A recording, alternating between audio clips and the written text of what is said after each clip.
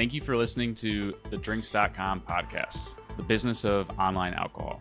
I'm your host, Brandon Amoroso, and today I'm talking with Joe Megibow, the CEO of Bright Sellers, one of the industry-leading D2C wine companies in the space, and also a Drinks app user. Thanks for coming on the show. True to both. Hi, Brandon. Thanks so much for having me on the show. So before we dive into some of the topics I know we want to cover today, can you just give everybody listening a quick background about yourself? Sure, happy to. As Brandon said, I'm CEO of Bright Sellers, a interesting startup wine club. I'm sure we'll talk about that a bit more momentarily. I've been here just shy of a year, and full transparency, I'm new to the adult beverage category. I've been learning as fast as I can. Prior to that, I was CEO of a mattress company called Purple for about 3.5 years. I've been in consumer and retail for many, many years, especially the e-commerce side. Was American Eagle Outfitters before that, and prior to that, spent 6 years at Expedia, where I ran the U.S. business, the Expedia.com business. And I also sit on a couple boards. I just exited a board, Redline Hotel Corporation, and I'm also on the board of Lamps Plus, the largest specialty retailer in home lighting. So how did your impressive background lead you to Bright Sellers and the wine industry? Well, thank you. I think it comes more just with age. I'm in my mid-50s, so it gives you enough runway to actually connect a few dots here and there. So this is a startup, and more recently I've been with a bit larger companies. But it was a passion of mine. When I grew up, I spent my first 4 years overseas. My father was in the military, and we were stationed in Europe. And when we came back, my family brought back with them many European sensibilities. One of which was, wine wasn't taboo at age or in occasion. It was just always there, and it was always part of dinner. And growing up, that was what I had. It was, you had the salt and pepper shaker on the table, and you had a bottle of wine on the table. It was just part of the meal. And I found as I got older, I somehow lost that.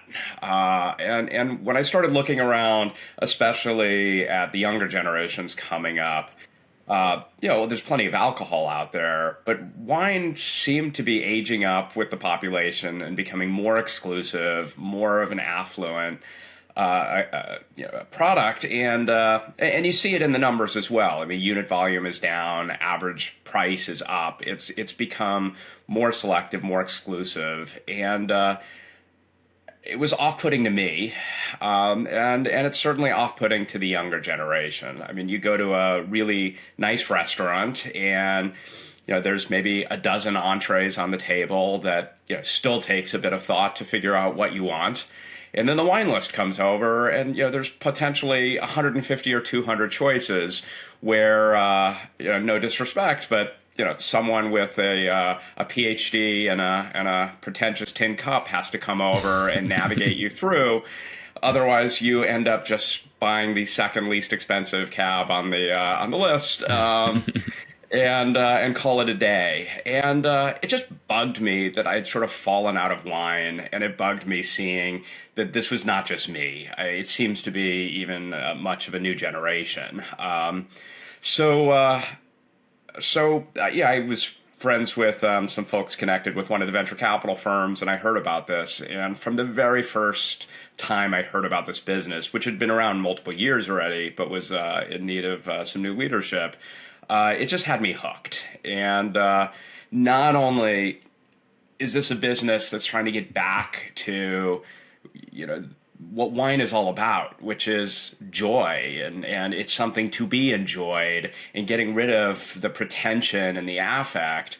But it was a really cool model as well, in that the idea was, what if we could help solve the cold start problem of, where do we even begin with someone, and ask them a bunch of questions that require no wine knowledge whatsoever. Just how do you take your coffee or tea? Or what kind of sweets do you prefer?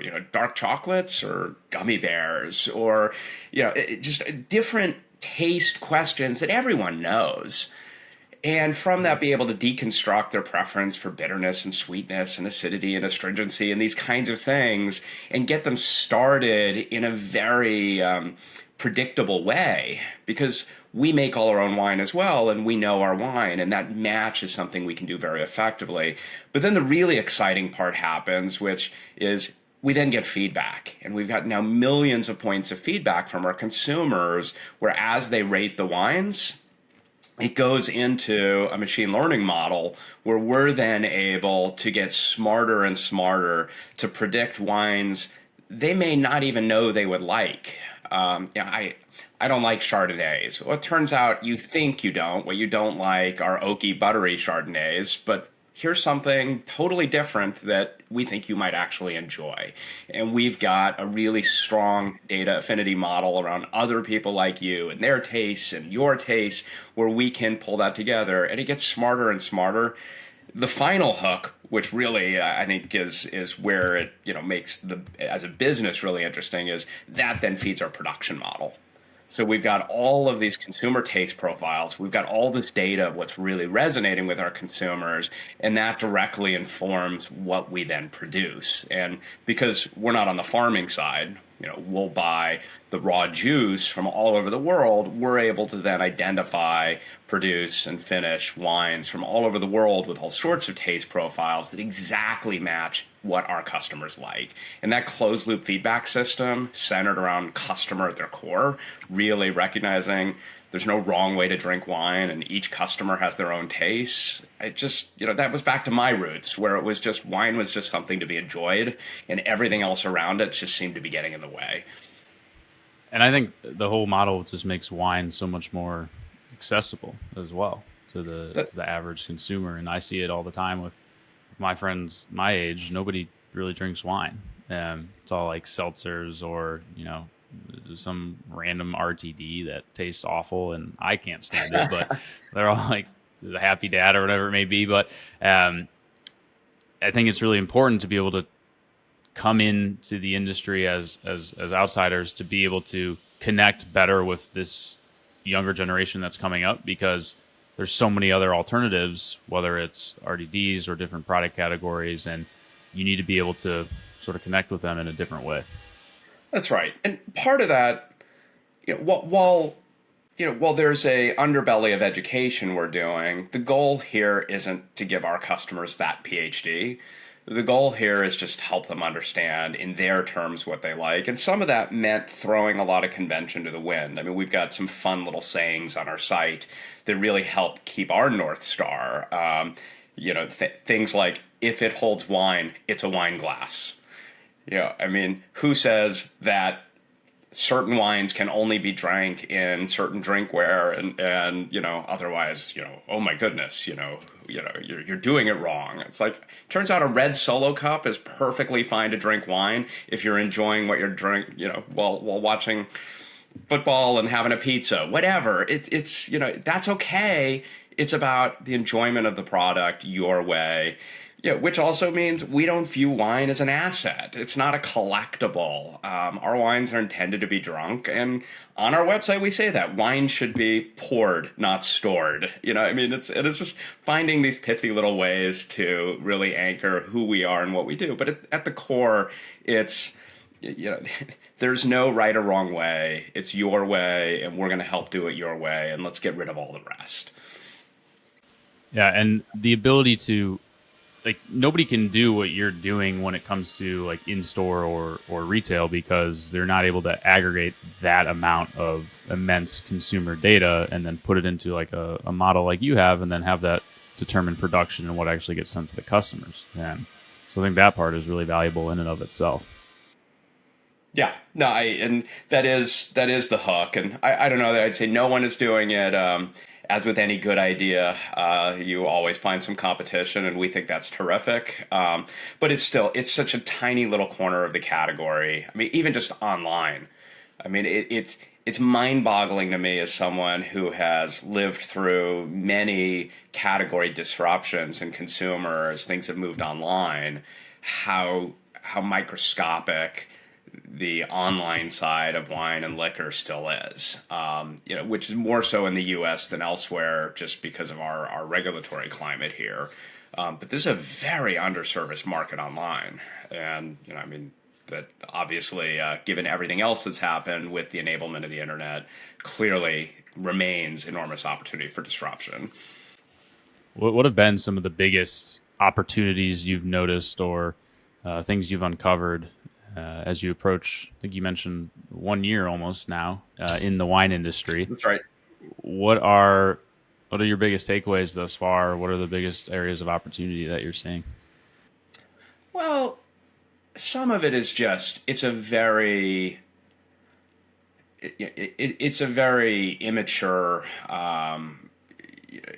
industry, just from a maturation point of view. I mean, there aren't major online players. As you look at DTC liquor or wine companies, there are very, very few who've even been north of $100 million. And where you look at wine, which is a 70 to $80 billion category in the U.S. alone, that doesn't add up. Again, some of it is just it's very difficult with the regulatory side. But what's interesting there is, this is the company that we work with, that you're connected to with drinks, as you would expect, as more disruption occurs and identifying the opportunities. Sorry about that. Identifying the opportunities that are out there. Partners show up and service providers show up that help normalize some of those barriers. And, with drinks, where we're able to plug and play, manage a lot of the tax and compliance and regulatory issues, it starts to create a more level playing field where you can focus on what you should be focusing, which is creating great consumer experiences, digitally enabled. But even that, most wineries are just that. They're wineries. Their love and passion is the creation and production and enjoyment of the product. And as a product company, which is what wineries are, it's all about their product. There's nothing wrong with that. But understanding, a lot of the wineries have over decades honed incredible restaurants or tasting rooms or on-premises experiences, but that shift into understanding you can extend far beyond your own tasting room is something that is, there's a learning curve on that. If you think of traditional retailers, go back 15 years ago, they were all terrible at online business. They outsourced it all. They didn't know how to do it themselves. They didn't have in-house talent. They captured a lot of business early on just because there was pent-up demand, but then it was very difficult for them to grow because it just wasn't a core competency. I saw that 20 years ago in travel, where I spent a lot of time, was one of the early disruptors.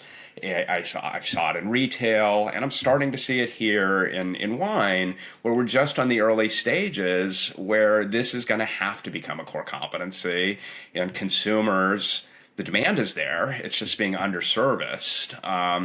The good part now is, and I'd say my biggest learning is, you don't have to reinvent the wheel. What makes great consumer and great retail experiences has been figured out, and it's just a matter of admitting to yourself, admission is the first step toward recovery. The category needs to admit to itself that we're missing an opportunity here, and rather than just treating it as a necessary evil or trying to reinvent the wheel, recognizing that this can be done, it has been figured out, and it's just a matter of putting those same principles in place and taking advantage of that opportunity. Yeah. The craziest thing for me is, why is, there's the tax and compliance, but once you're beyond that, why do we not get to use the same tools and technologies that everybody else gets to use and consumers love and enjoy? And so that's been the most eye-opening thing for me, walking through Less so Bright Sellers, because Bright Sellers is very much so a digitally native, like D2C brand, beyond what you would expect from like a winery or retailer. But walking through the wineries and retailers, what is actually possible with the internet and how to connect directly with the customers, and the sort of the eyes opening to, oh my goodness, like I actually can have all these things. Like not everything has to be so specific to me. Like why is there a platform that is just a point solution for your specific category? Long term, I don't think it pans out, because you have a very like defined TAM. You can't build out a large engineering team. I mean, like, not to make this all about Shopify, but Shopify has like 4,000 engineers. Not a single alcohol specific software has that when it comes to e-commerce. So the pace of innovation is too much to be kept up with. And then you got customers who are looking at alternatives and they're like, well, I'm just going to go order from the brand who might not be alcohol, but they've got a great customer experience. Maybe it's no alc, maybe it's even like a CBD drink per se. I'm going to go that route because it's one click to buy and it's not a mail order catalog style like order form. Yeah, no, that's right. And I'll tell two stories, on not overbuilding, and then the challenges of sort of these off the shelf solutions. On not overbuilding. I mean, our business was launched 8 years ago, and at that time, Shopify was more of a one-size-fits-all marketplace type solution that was really optimizing on Main Street USA, just getting the small, typical retailer online as effortlessly as possible. But like a subscription solution like ours with specific regulatory needs just wasn't going to work at that time. And really subscription in general was in its infancy. So our founders built our whole platform from scratch. And at that time, I think that was sort of the arbitrage is, hey, here's something that could be done that no one's ever done before. Therefore, we can't get it off the shelf, and we've got to build it ourselves. And that's what Drinks did with wine insiders. So it's like absolutely. Everybody did that. Yeah, that's right. Because you had no choice. And by the way, when I was at Expedia in the early 2000s, they that entire platform was built, and there was a multi-year painful but necessary migration to get onto more modern technologies, and that is something that has to happen over time in any company, including the largest companies. The challenge is twofold.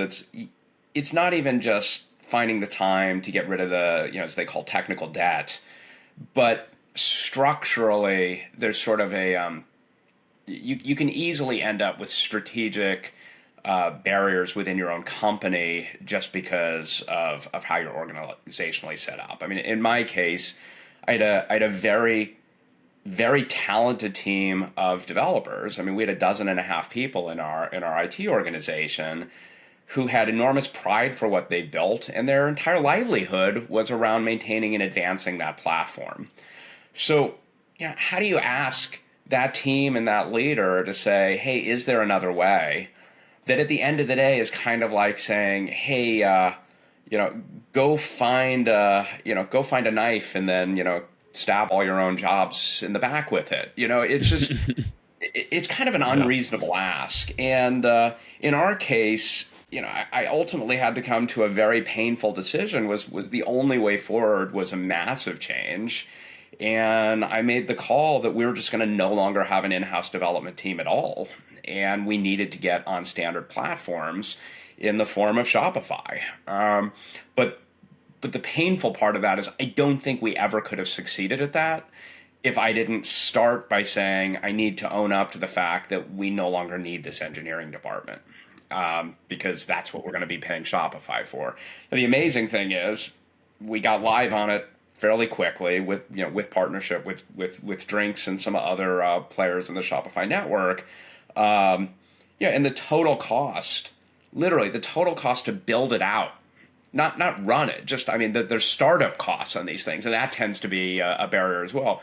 But the total cost to build it out was still only a fraction of my total labor costs I was carrying. So even building it was a cost savings. but it still required a significant organizational change, and a lot of really great people, are no longer working at this company. I mean, they've largely found terrific jobs. Good people do, but are no longer here. And that's a tough change. To how do you go through that process?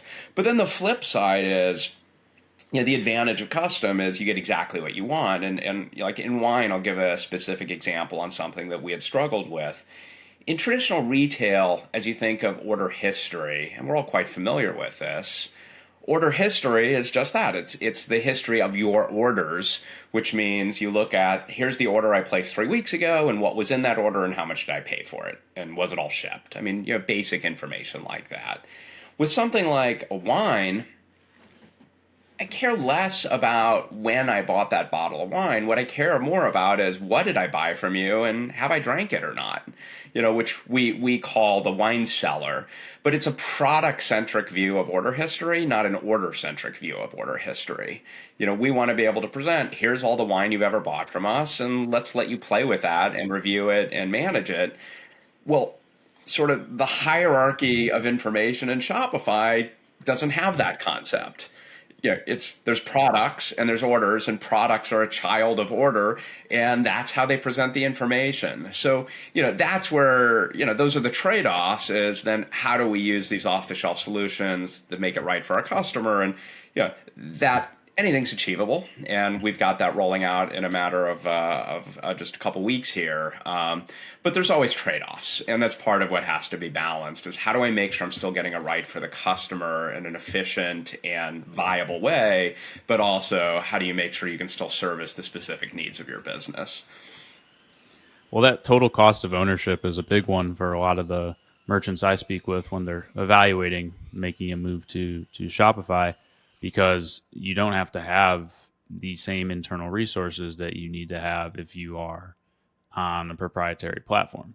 And you've seen some of the largest brands in the world over the past year make a move to Shopify because they've backed away from, like, there used to be this, we're also an engineering company, or we're a technology company as well. It's like, no, you're a product and marketing business. You should not also be staffing like 50 engineers or 100 engineers to keep the platform running. And you still see some like giants, like Athletic Greens is still proprietary, but they're doing like billions of dollars in sales. But in that, I'd say 100 to $500 million range, you've seen companies like, what's the big skincare brand that just moved back to Shopify? There's one that's escaping my mind, but it was a big thing, because for so long they're like, we would never do that. Like, we're custom, we're a technology company as well as a skincare company. It was Glossier, and now they're back on Shopify Plus. So I think I was going to say, I think the writing is on the wall for most looking at this, and like, let's get back to what we actually want to be doing, which is marketing, building the product, connecting with customers, not worrying about whether or not we're going to be able to accept payments on our website because we need to have this massive engineering team to keep supporting it. No, it's multifaceted. When I was at Purple, we were one of Shopify's larger customers, and I made the decision, this was back in like 2019, so about 4 years ago, to get off of Shopify. And at that time, it was the right decision. We had scale and complexities in our business that were not aligned with Shopify's strategies, and they were pretty upfront about that at that time. Since then, they have decided to invest much more heavily in enterprise scale, and have both added many more enterprise features, as well as things like Shopify extensions and a more robust app store instead of third-party players. But even now, their headless offerings that they're starting to lean into opens up the possibility of supporting enterprise and enterprise integrations. So some of it is Shopify has evolved as well, and you would expect to see that over time, which allows larger companies to stay on it or consider even going on it. But the other side, there's a caution I've learned through my career. If you're outsourcing something that you have no experience in, it's very difficult to ever have your business be exceptionally good at those things. Yeah, it's you'll get it. You get the least common denominator support. So if you choose a really good partner who's really good at something, you're going to be as good as they are in general. But if you want to actually be better than your peers, if you want to actually aim for something where you are aiming for something more than we're good enough, it requires knowledge and expertise in house. There's just no escaping it. If you need a 300-person contact center and not a single person in your company knows anything about contact centers, I can say now you will have a competent contact center, but you will never have a great contact center. If you have someone in your company who has a background in this and understands it, knows it well, and knows how to prioritize and drive and partner with that contact center company that's outside your company, you could have something truly amazing. And it's true in anything you outsource, including your e-commerce stack, including your marketing, including your technology. And I think that's the one part. It means you don't have to have a 50 or 100-person engineering team, but you still need to have, if you're going to treat this as something strategic and important to your business, you still need to have some in-house knowledge and competency. And again, I still think that's something that in this category is lost. This is still more of the how do I just buy my way out of it and not recognize, just like it's not just about farming and harvesting and fermenting grapes. It's also about running a restaurant or running a retail tasting room, which they pride themselves in being really good at. This should be no different, and there needs to be some level of expertise here. Yeah. Well, as far as like from the agency side, it's significantly easier to work with a client who has somebody in-house that knows what's going on and can be like that point connector to the rest of the business and allow us to also be successful.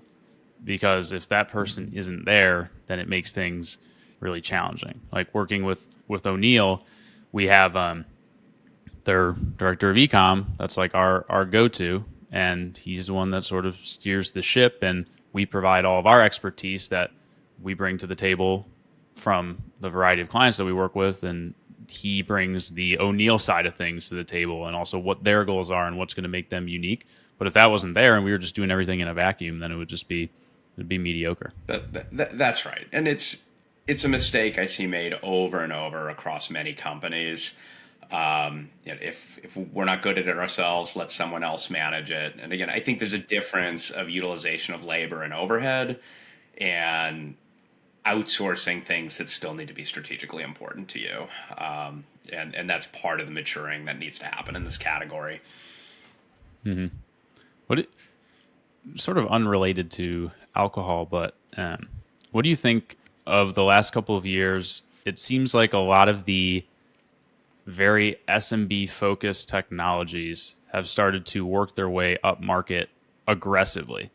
And this is just my opinion, but it feels like it's much easier to do that than it is to go the other way, to be one of these big like enterprise companies and try and work your way down market, because it feels like they're taking a lot of market share. Yeah, well, I would say what the big enterprise companies do is acquire companies that are really good at SMB to start to capture that market, partly on the bet that some of those SMB companies move upward into enterprise, and then they've already got customer lock-in. I mean, that's been going on for many, many years. But I think the underlying thing you're tapping into there is each year, things that used to be very difficult to do, complicated and expensive, become easier and easier. I mean, when I was at American Eagle Outfitters, it would be an 8-figure exercise for us to put like new point of sale in all our stores. It's a complicated, big IT thing, and then companies like Square come along where you can have a POS that's a fraction of the cost and actually more capable than you can get from an enterprise company. So Main Street USA retailer actually has a more consumer-friendly interaction than a major multi-billion-dollar corporation. And how does that happen that if I'm a tiny company leveraging SMB-focused startups, that I can actually have better, lower-cost experiences? But that's what you see start to happen, where suddenly things, I'll give you an example just with Bright Sellers. We move on to Shopify, and I get an email that says, "Hey, Susan Smith is trying to deposit $80 into your PayPal account. Click here to set up your account." And of course, my initial reaction was, that and a prince from Nigeria, and I deleted the email. It's like, whatever this is, I don't know, but I'm not even wasting my time on it. And I went back later in the day, and I thought, maybe that was something. I should go back and look. And I undeleted the email, and I looked, and I inspected and realized, no, this is actually from PayPal. And I clicked through, and sure enough, we'd gone live on Shopify. We'd never used PayPal before. It just sort of came with the package.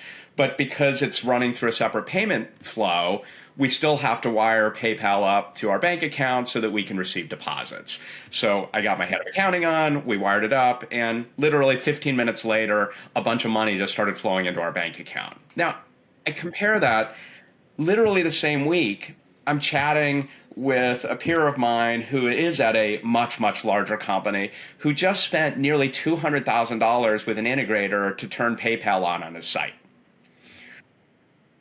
So for him, it was a massive, expensive project and a complicated integration. And for us, it was an accidental email, and that cost us nothing and made us more money. But that's what's happening. And, what is hard, how does that enterprise company who makes a lot of money on services and thrives on that complexity, go down market a lot harder? This is what's great about the entrepreneurial side of this business is more and more of these things become more enabled at scale, and that slowly filters its way up. Yeah, I mean, I checked out on like Nike.com last week, and it was just painful. And I'm like, why is it this way?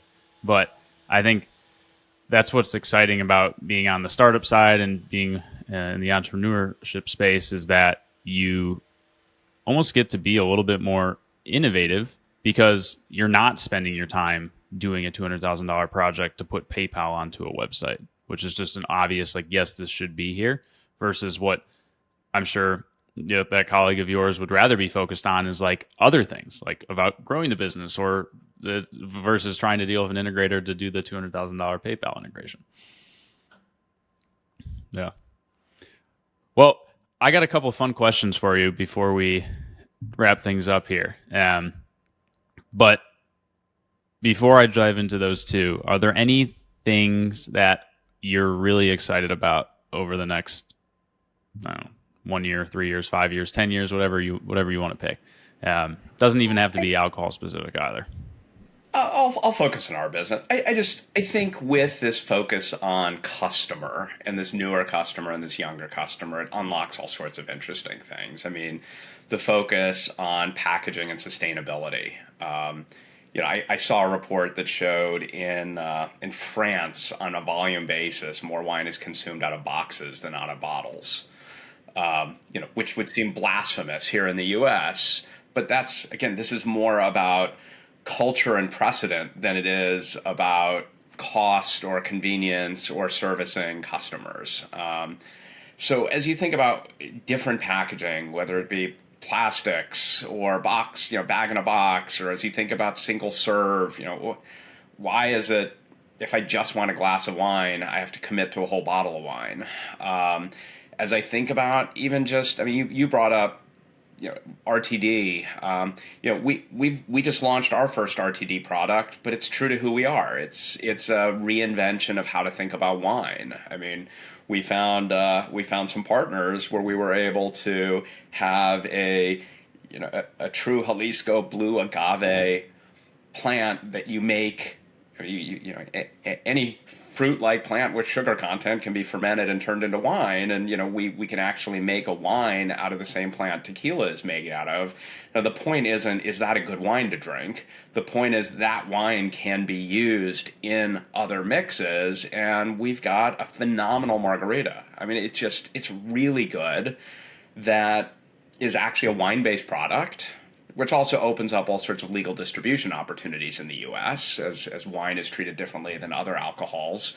But it's a great product. It tastes phenomenal.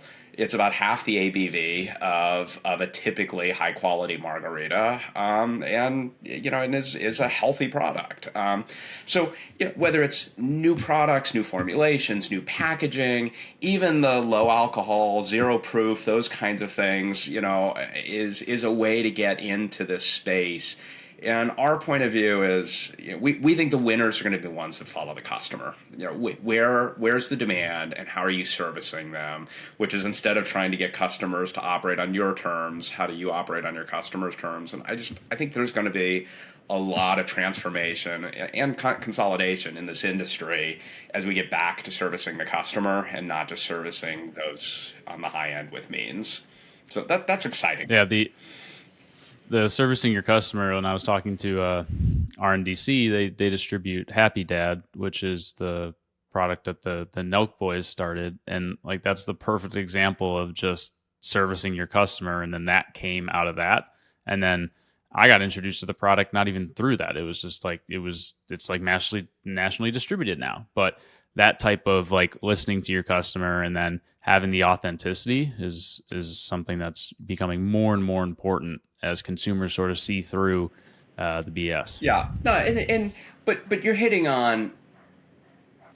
There's the lifestyle brand side of this, which there's all sorts of fun things happening, and wine has always been a bit of a fashion category where lifestyle brands matter. Where I think it's interesting is where the product itself truly starts to transform. What is a wine? How is it sold? How is the customer purchased? How is it packaged?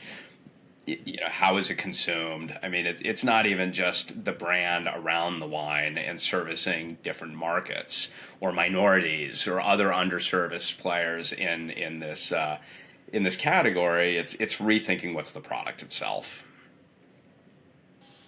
Yeah, when we were at Pro Wine this year, there were some crazy different like packaging options and like just very unique serving sizes. And for me, the smaller, because the unit economics are not great when you have the single serves and stuff like that. So how does that work long term? Like we just launched a company called Sample on the Drinks app, and they're doing these little tubes basically of about 12 or 15 different wines.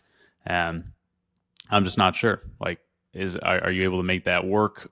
Because from a customer standpoint, maybe it is better, but like, does it work financially for the business to be able to do so? But that, again, that's operating from within the existing industry processes. I mean, the juice, the wine itself, is a relatively small piece of the overall cost of the product you're selling. I mean, heavy glass that takes a lot of energy to manufacture is typically shipped overseas from China. With a production process optimized to 750 milliliter bottles and more, doing a test tube size bottle, most of the costs don't go down at all. The only part of that really goes down in price is the juice itself, which is, again, often the least expensive part of the overall product.